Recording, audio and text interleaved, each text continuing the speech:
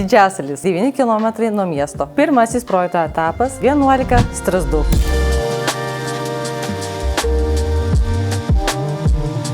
Čia gamtos apsuptyje formuojamas naujas uždaras kvartalas su apgalvotu išdėstymu, infrastruktūra ir bendra poilsio zona. Statomi vieno aukšto dvibučiai gyvenamieji namai, skirti tiems, kas nori kokybės ir erdvės, bet nenori atsisakyti miesto artumo. Kiekvienas namas turės iki 100 m² gyvenamą ploto, A++ energetinę klasę, aukštas lubas, privačią terasą su žemės sklypo dalimi, pastogį automobiliui, ypatingai aukštus vitrinės langus, per kuriuos atsiveria vaizdas į supančią gamtą.